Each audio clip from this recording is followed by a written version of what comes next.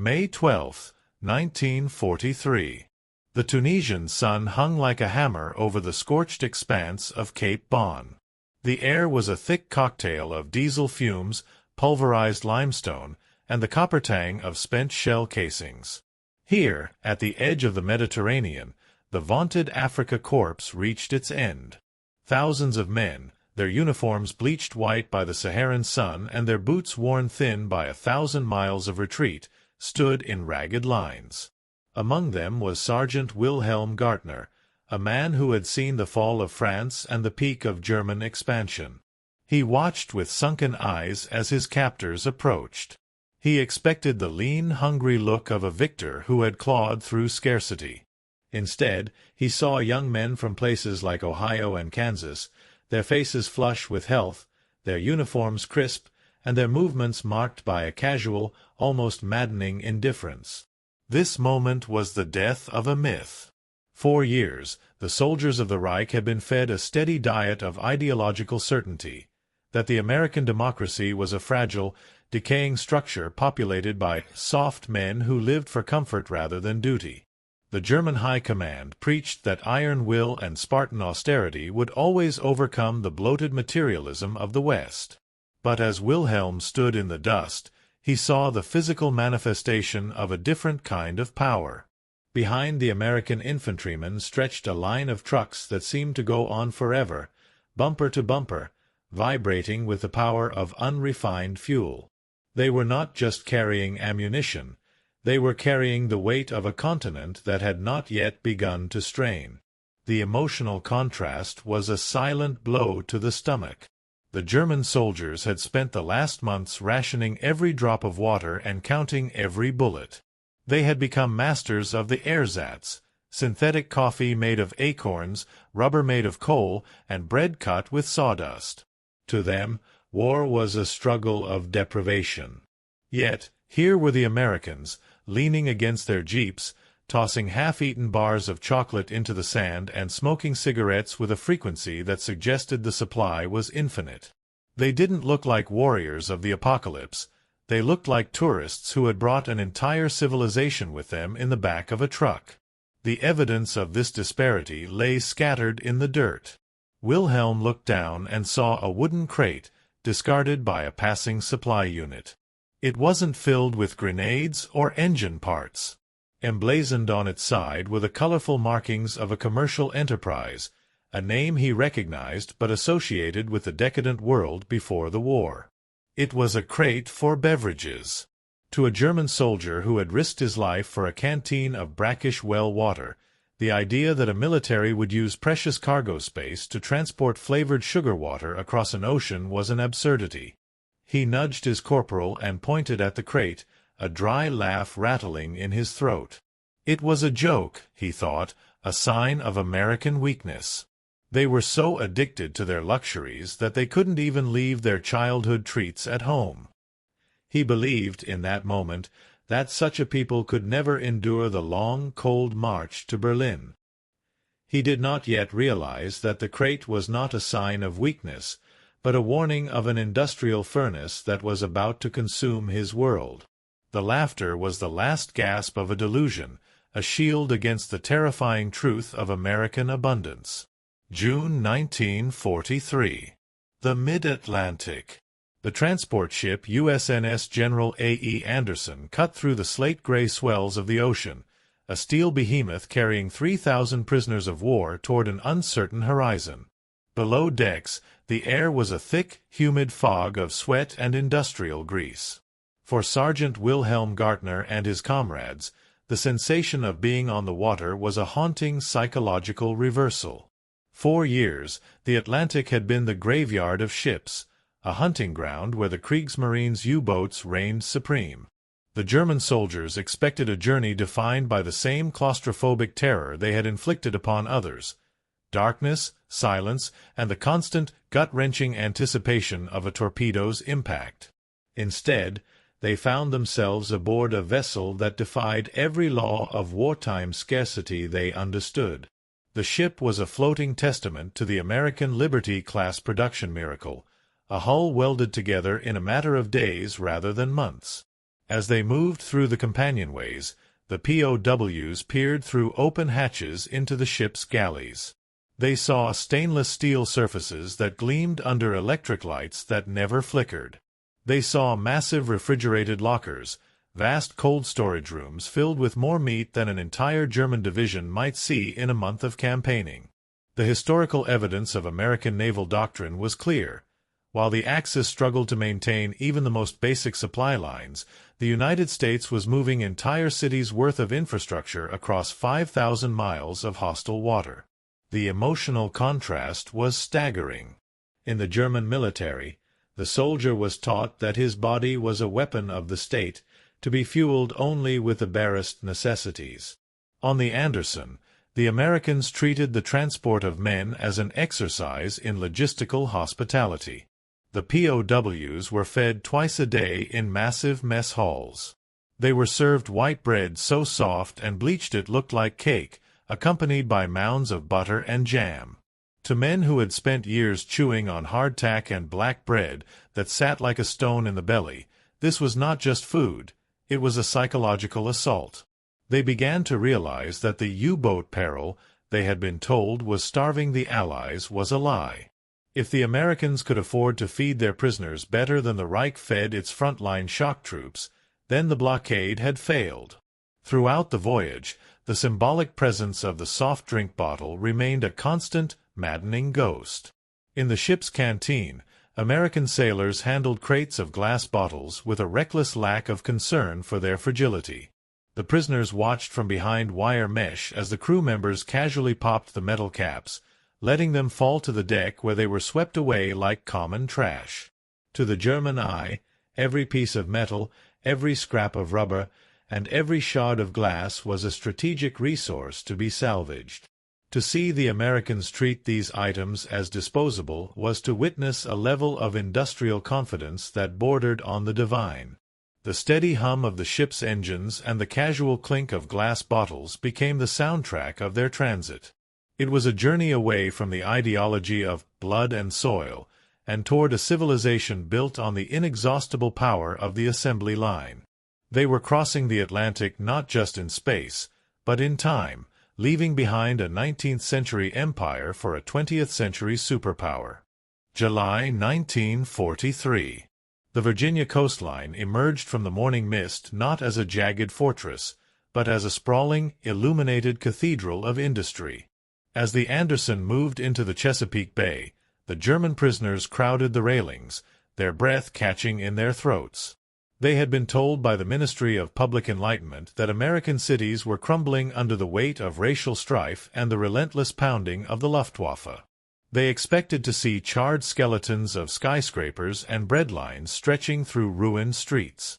Instead, they saw Norfolk and the distant silhouettes of the eastern seaboard rising like a mountain range of steel and glass, untouched by a single shard of shrapnel.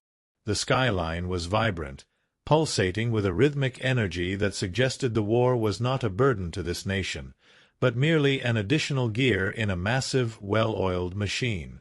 The historical reality of the American home front was a shock for which no ideological training could prepare them. In the Third Reich, the total war decree meant that every street lamp was dimmed, every civilian luxury was melted down for the front, and the very air felt heavy with the silence of a nation holding its breath. Here, the prisoners looked out at a landscape of unmitigated light. Trains surged along the coast, pulling hundreds of cars laden with coal, grain, and timber. Vast parking lots were filled with civilian automobiles, thousands of them, gleaming in the sun. To the German soldier, a private car was a symbol of the highest military rank. Here, it appeared to be the standard equipment of a common dockworker. The realization began to sink in that while Germany was a nation struggling to survive a war, America was a nation that had simply decided to win one. The emotional contrast turned to a cold, sinking dread as the prisoners were offloaded into the transit camps. They were processed by clerks who treated the administration of thousands of men with the practiced ease of a department store manager. The Americans were not angry, they were efficient. They looked at the veterans of the Afrika Korps not with the hatred of a blood enemy, but with the mild curiosity one might show a biological specimen. The POWs walked through gates where the fences were made of high-quality steel wire, material that in Germany would have been rationed for aircraft components. Every detail, from the sturdy construction of the barracks to the asphalt on the roads, shouted a singular truth. This was a land of giants, where the scarcity that defined the European experience did not exist. Standing on the American soil for the first time, Sergeant Wilhelm Gartner noticed a small vending machine near the guard post. It was a bright, cherry-red box, standing defiant against the military drabness of the camp. Inside, tucked behind glass, were rows of the same bottles he had seen in the crates in Tunisia. Even in the middle of a military installation, the commercial spirit of the nation was vibrant. A young American corporal walked over, dropped a coin into the slot, and pulled out a bottle with a casual flick of the wrist. The bottle was sweating, covered in a fine mist of condensation that caught the afternoon light. To Wilhelm, that moisture was more terrifying than a bayonet charge. It meant that even here, in a transit hub for the enemy, the Americans had the excess electricity to run refrigeration units 24 hours a day just to keep their sugar water cold. The bottle was a silent, sparkling ambassador of a world that was too big to be conquered and too rich to be broken.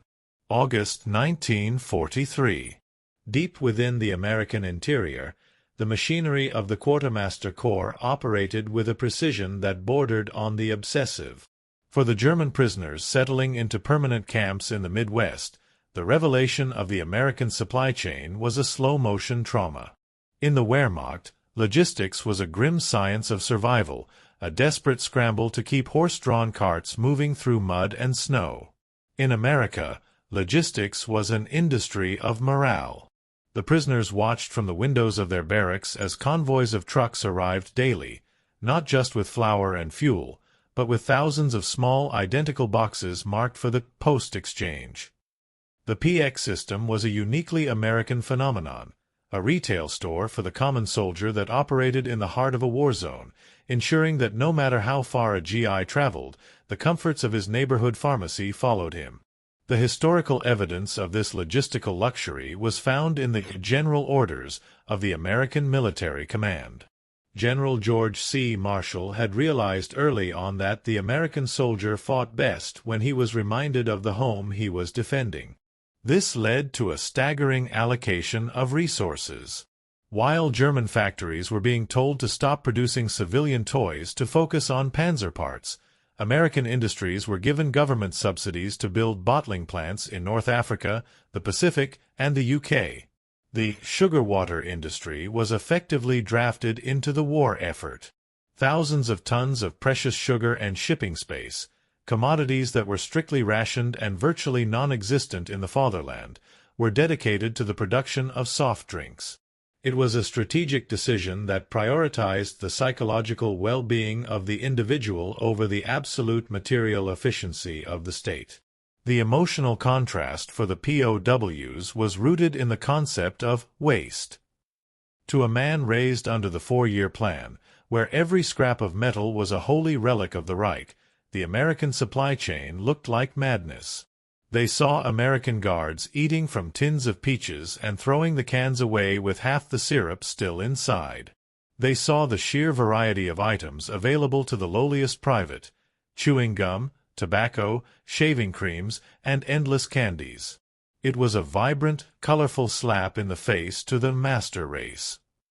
The Germans had been taught that the Americans were a mongrel people with no culture, yet these uncultured men possessed a logistical reach that allowed them to treat a world war like a well-supplied camping trip. Symbolically, the supply chain was anchored by the distribution of the soft drink. It was the liquid gold of the American logistics miracle. In the camps, the prisoners observed the meticulous care with which these drinks were handled. Special trucks, designed solely for the transport of these glass bottles, moved through the gates with a frequency that suggested a never-ending river of glass and sugar. The Americans weren't just supplying a war, they were exporting a lifestyle. Every time a prisoner saw a crate of soda being unloaded, He was looking at the excess capacity of the American empire.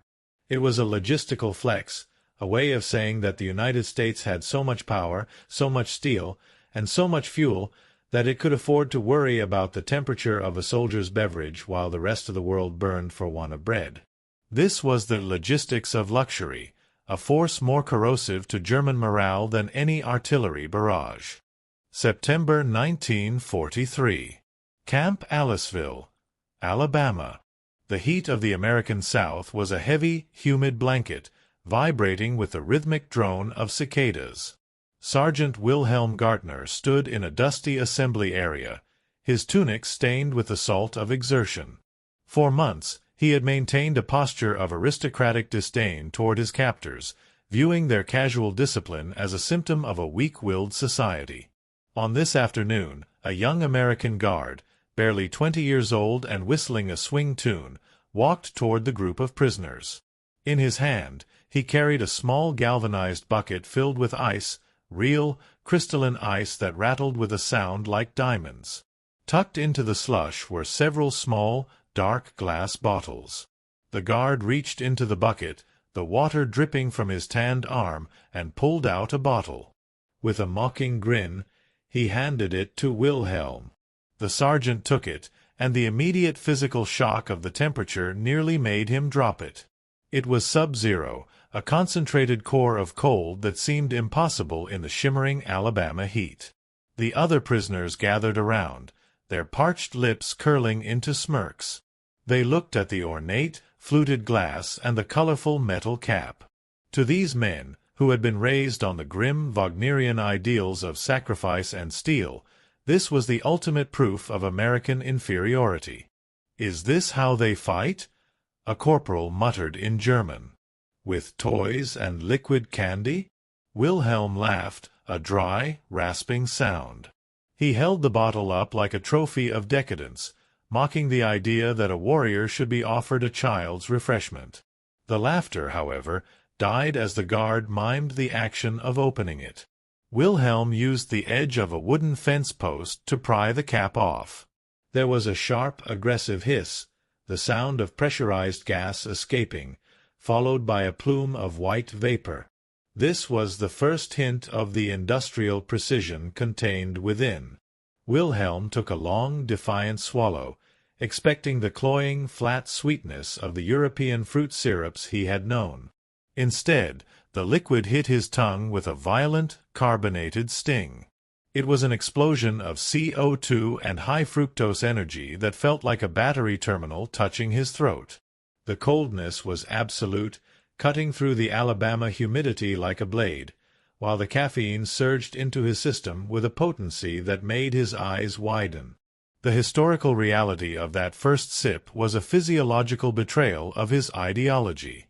In an instant, the soft American luxury proved itself to be a masterpiece of chemical engineering and logistical might.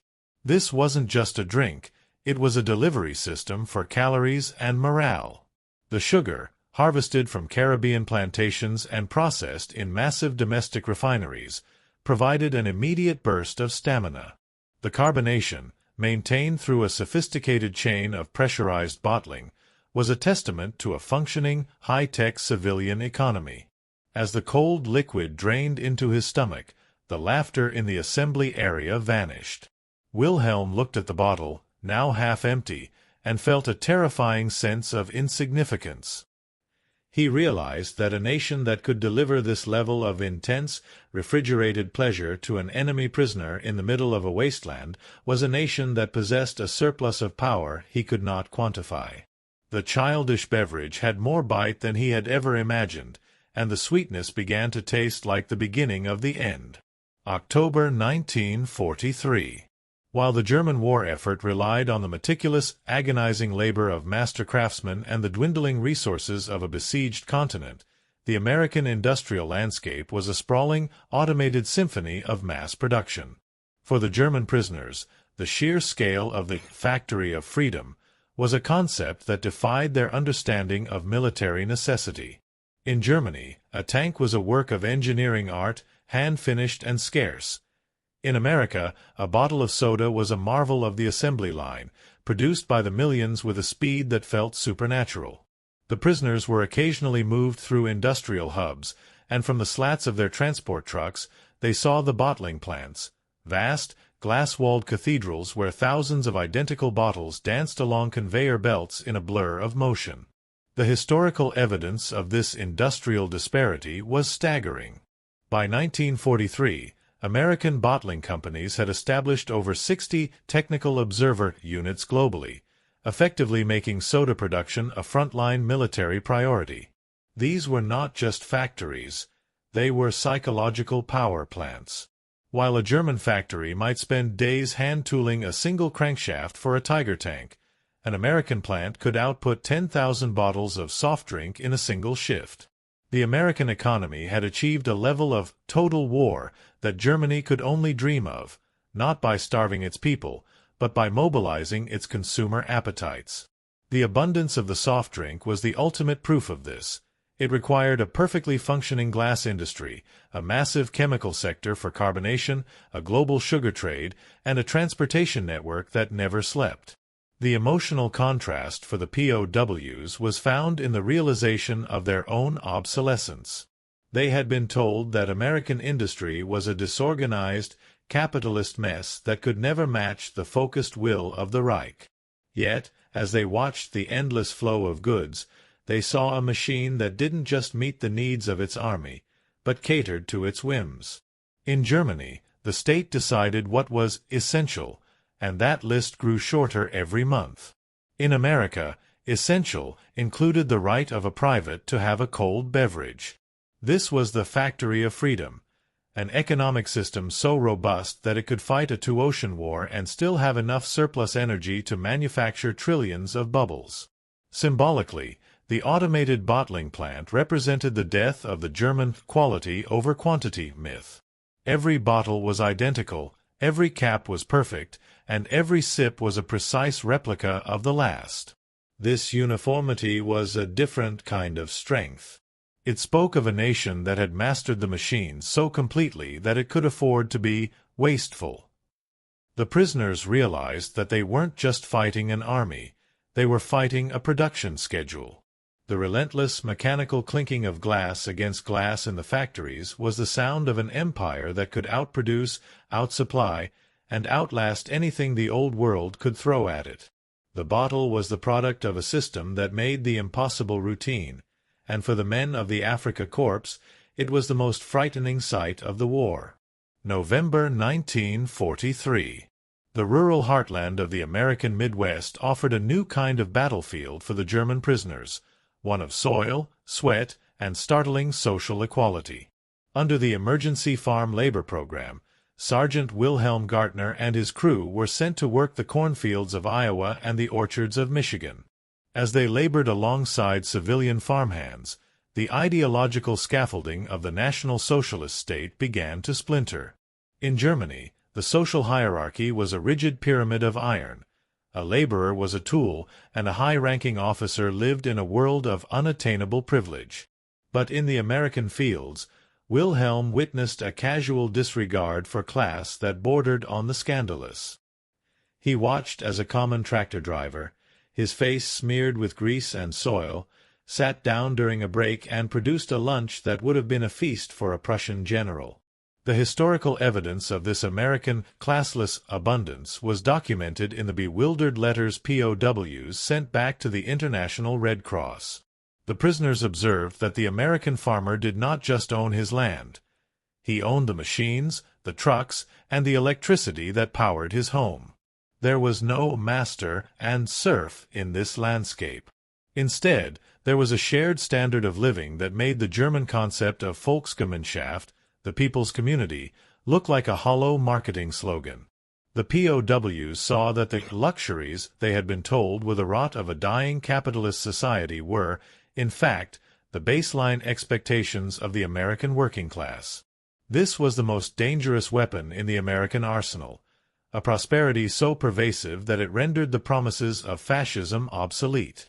The emotional contrast intensified during the midday heat. Wilhelm watched the farm owner's teenage son drive a pickup truck into the field, leaning out the window to toss cold bottles of soda to the workers. There was no ceremony, no saluting, and no hierarchy. The immigrant laborer from Mexico, the local high school boy, and the German sergeant all caught the same fluted glass bottles. They all leaned against the same tires and drank the same refrigerated liquid. In Berlin, such a drink was a rarity reserved for the elite or the black market. Here, it was as common as the air. The realization was corrosive. The Americans didn't need a master race ideology because they already lived like masters. Their democracy wasn't a philosophical debate, it was a refrigerator in every kitchen. As the sugar water hit his throat, Wilhelm felt the ideological erosion accelerate. He had been trained to believe that the strength of a nation was measured by its willingness to suffer for a leader. But as he looked at the farmhands laughing and joking over their sodas, he saw a strength born of satisfaction rather than sacrifice. The symbolic bottle of soft drink became a silent witness to a fundamental truth. A man who has a cold drink in his hand and a full stomach is a man who cannot be easily manipulated by the rhetoric of desperation. The Americans weren't fighting for a 1,000-year empire. They were fighting to keep their world exactly as it was, comfortable, loud, and sweet. To the men of the Afrika Korps, this was a revelation more devastating than any defeat in the field, for it suggested that their entire worldview was built on a foundation of unnecessary misery. December 1943. The winter air in the American heartland was sharp, but the interior of the prisoner-of-war barracks was kept at a steady, defiant warmth by automated coal furnaces. For Sergeant Wilhelm Gartner, the silence of the American night was often broken by a sound that had become a psychological haunting. It was the sharp, percussive hiss of a metal cap being pried from a glass bottle. In the early days of his captivity, he had laughed at that sound, dismissing it as the noise of a frivolous nation. But after months of observation, the sound had transformed into a grim architectural blueprint of American victory. Every time a guard or a civilian worker popped a cap, Wilhelm heard the sound of surplus energy, the sound of a war that had already been lost by the Reich before the first shot was even fired. The historical evidence of this fizz was rooted in the staggering thermodynamic cost of a single soft drink.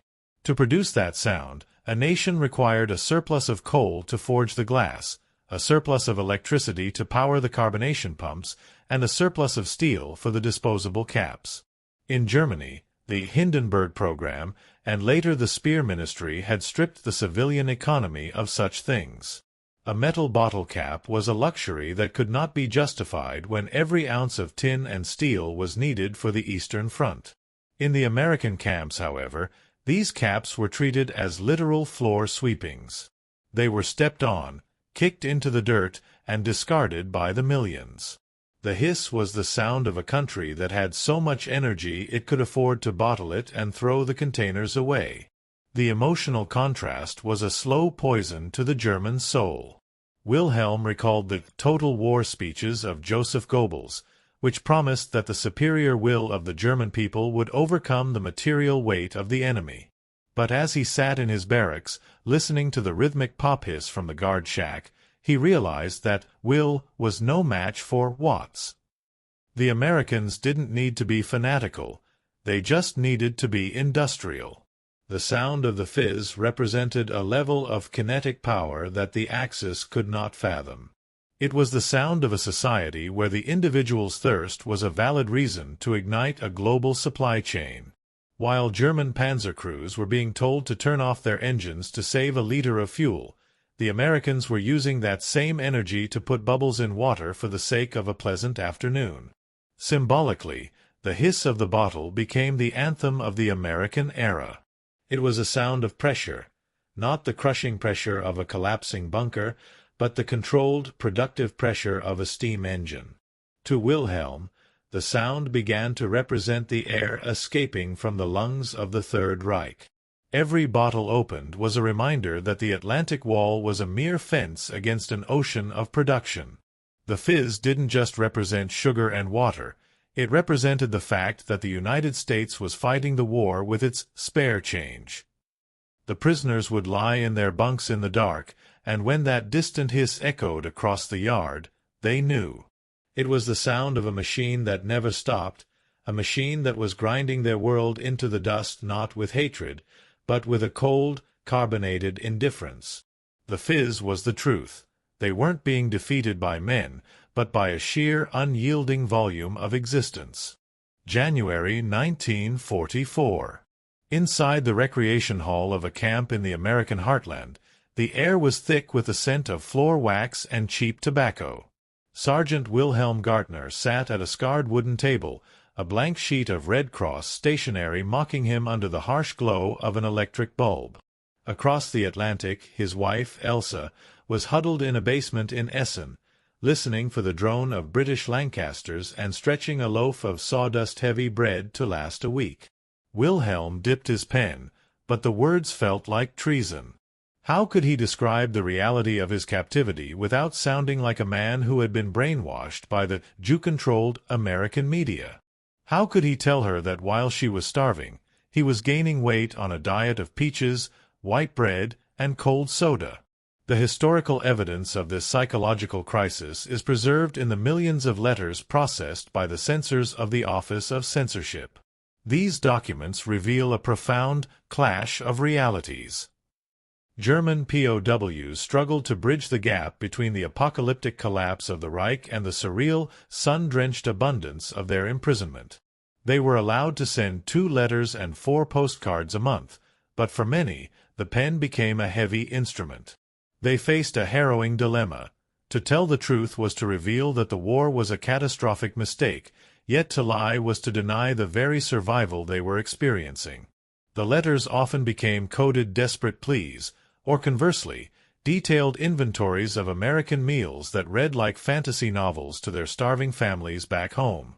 The emotional contrast was a source of constant, gnawing guilt.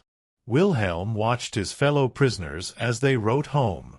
Some would describe the weather or the farm work, studiously avoiding any mention of the food. Others would vent their frustration by criticizing American wastefulness, trying to maintain their ideological superiority by mocking the very things they enjoyed. But for Wilhelm, the doubt was more profound. He looked at the half-empty bottle of soda on his table. To Elsa, the sugar in this one bottle would be a month's ration. The glass itself would be a recycled treasure. Here, it was a 5-cent distraction. He realized that the American kindness was more corrosive than their artillery. By treating their enemies with the same logistical indulgence they gave their own, the Americans were quietly dismantling the German soldiers' will to fight for a return to misery. The symbolic bottle became a barrier to communication. He tried to write, "They have a drink here, Elsa, that fizzes like wine but tastes like liquid candy."